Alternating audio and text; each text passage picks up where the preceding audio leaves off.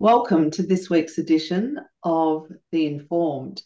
Joining me this morning is Reuben Humphreys, who is an election campaigner.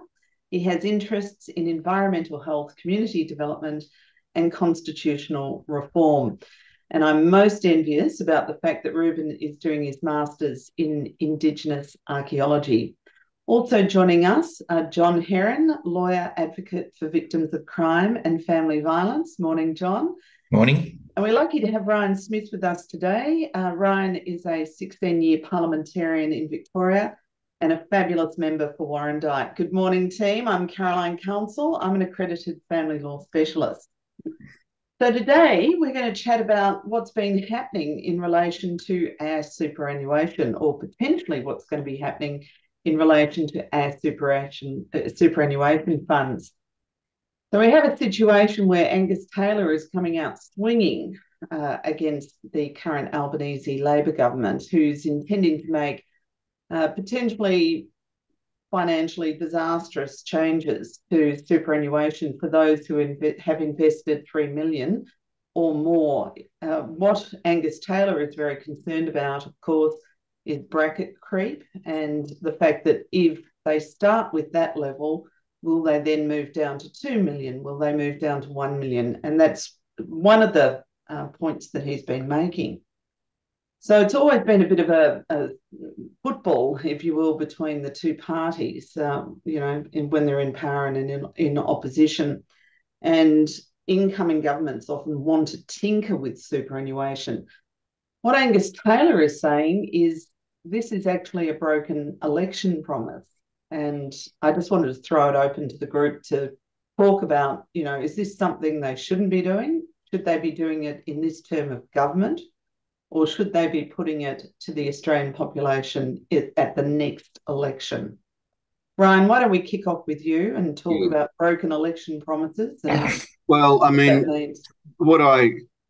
it's just extraordinary. I mean, the now government, then opposition, said that they wouldn't make any major changes to superannuation. Their claim now that this isn't a major change, and they're being true to their word that this, they said no major changes. This isn't a major change, so we're all squeaky clean. But the reality is, I mean, anytime any government makes moves on superannuation, it should raise alarm bells and it should raise red flags because superannuation was put in place in this form to take the burden off the government to provide old age pensions, and now there's this big, massive multi-trillion-dollar pot of money that suddenly they're looking at and saying, "Gee, we could curb our spending, but we could also go for this money that's being saved for people's retirement."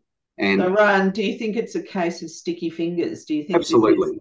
Okay? So the honey and the money, as they say. Heaven forbid they would curb their spending and maybe pull back their ideology a little bit. But it's Australians' money. It should be left. We shouldn't keep changing the rules. It's that simple to me.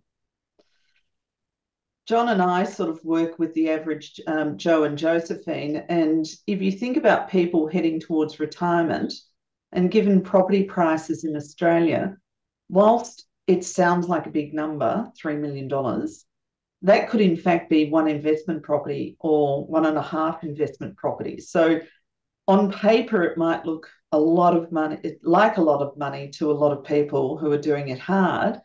But for people who are heading towards retirement, John, what are your views about that?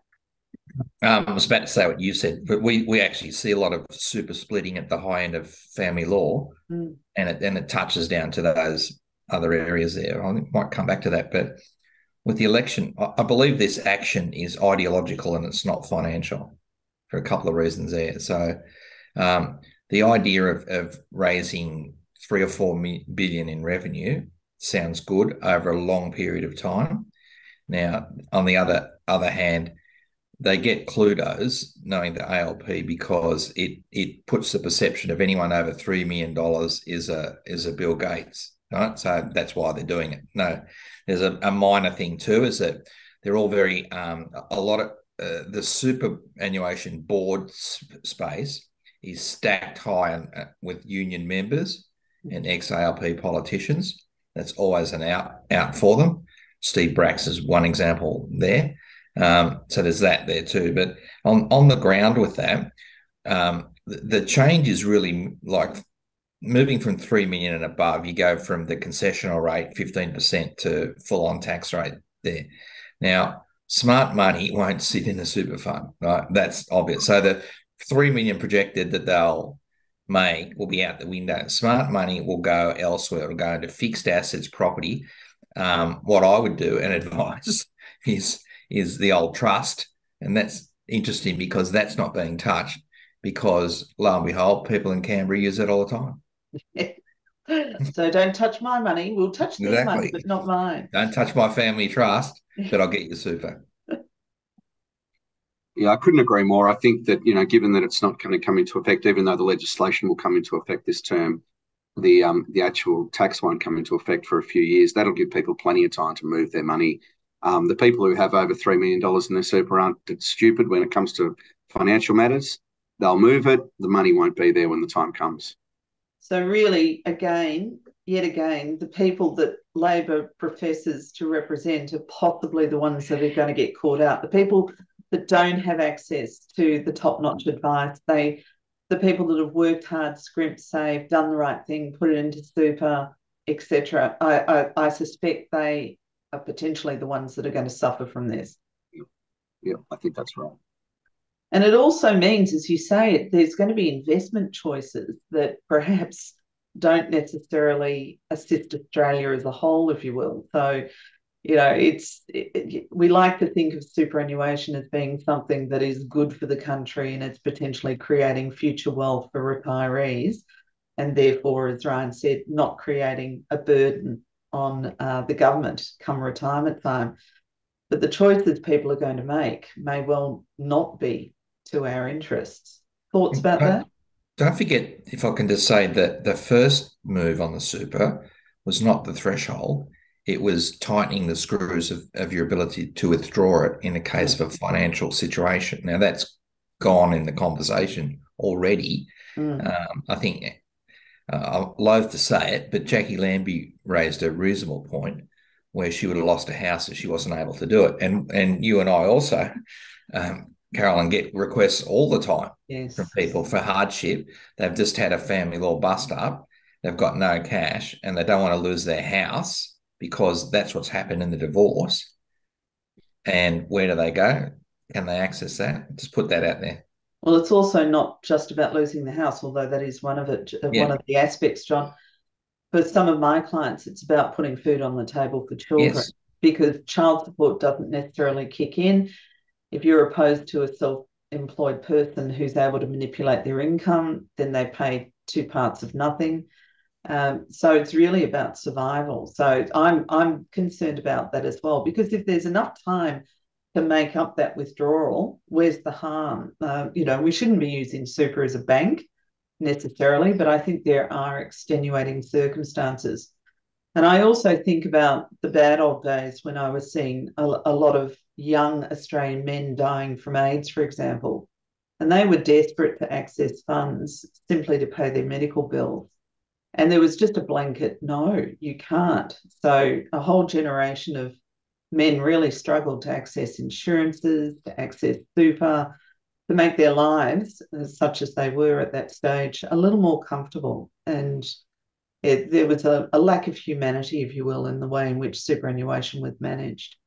Yeah, just so I can, on that issue too, that the first salvo of softening up the people was a bunch of the ALP Mean Girls and others coming out and saying, during COVID, $36 billion was accessed by people. Now, I've come across not hundreds, thousands of people that relied on that ability to get that $10,000 in COVID, particularly small business that had to shut their doors. Almost every small business person I know that comes to me when we look at super balances had access to that, but they didn't go down and put it on the red at Crown Casino. Right? They use that to live. Given that it was government decisions that stopped their income, I mean, government decisions should have allowed them to access the money they had. That's right. And now everyone was bad for doing it. Now, that was the reason now we've got to wind it back. Yeah. No, totally and utterly agree. So really, are we looking at government becoming big government? Are we seeing the Albanese government heading the same way that the Dan Andrews government already has in terms of feathering its public service nest? Do we think? I know, John, you said it's ideological rather than financial, but is this really a way in which Albanese can grease the wheels of the public service? Andrews and Albanese run completely parallel when it comes to ideology. There's no reason to think that the Albanese government won't go the same way as the Andrews government. They talk regularly, they're friends, they're former housemates.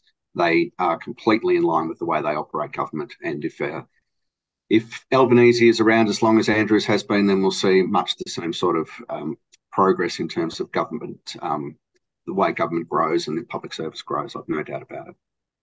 So we see cycles, Ryan, in the political sphere around expenditure. We see Liberal governments pulling in the belt, paying off debt, except, in the extraordinary circumstances of COVID. And then we usually see Labor coming in, often reformist, but often spending. Usually, I don't want to use the term like banshees, but I will, wild banshees even. So are we potentially seeing that phenomenon? Like you've got Chalmers saying, look, it's Australia's burdened by debt and we've got to do something about reducing the debt. But given the history of behaviour by successive Labor governments in the expenditure space, what faith can we have that money saved is in fact going to be money retiring our national debt? Or are we just going to see more of the bust elements of Labor governments?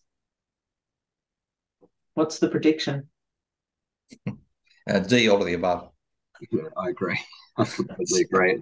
There's no reason to think that the Labor government federally is going to do anything any different. I mean, they're already, talking about taxing more. They're already, the verbal gymnastics that Jim Chalmers embarked on when he was talking to Koshy yesterday about taxing, putting capital gains tax on the family home. Yes, they've vigorously denied it, but they also said there wouldn't be any changes to super just a year ago. So I don't believe anything. I think that when the time comes to finance their ideologies, they will look at any pot of money they possibly can. Yeah. And grow in the process. Yeah, indeed. And then, Liberal have to come back in and tighten those belts, as I said before. I also caught Angus Taylor talking with Michael Rowland on ABC Breakfast, and Michael was really giving it to him and saying, well, this is the pot calling the kettle black, isn't it? Because in the 2016 election, you were planning to do exactly the same. So going back to that theme of broken election promises, Angus Taylor made the point of, yes, we were, but we were going to put it to the public, the voting public. We weren't, in fact, going to put it through as legislation during our term. We were going to take it to the voting public and see if it had wings and was going to fly. So what's different about the Albanese government, of course, is they're planning to make this law in the current term, which leads back to that question of, is this a blatant broken promise? Can the same accusation be hurled at the Malcolm Turnbull and his proposal to start to tamper with superannuation? I think the answer is they are two different, very, very different propositions to the voters of Australia. And that could be true. I mean, I've got a kind of a blanket easy rule: don't touch our super. And I think that whether you're going to take something to an election or not, I mean, it's an election loser as far as I'm concerned. I think that, it was set up to take the burden off government. It was set up to give certainty to people. It's not the government's money. It's that simple. I don't care if it's Liberal, Labor, I don't care who it is. Don't touch the super. It's people's retirement savings. And if you muck around with it enough, people won't invest in it anymore. It's that simple. Do you think also, just a broader based question about wealth creation in Australia, do you think Australia has lost opportunities, particularly during mining booms, to consolidate our wealth as a nation? It seems to me that this is, just typical sort of, oh my God, there's the Jenny, let's rub the lamp and he'll give us three wishes. whereas we've had abundance, and I don't think we've necessarily capitalised on the abundance that has been as in this country.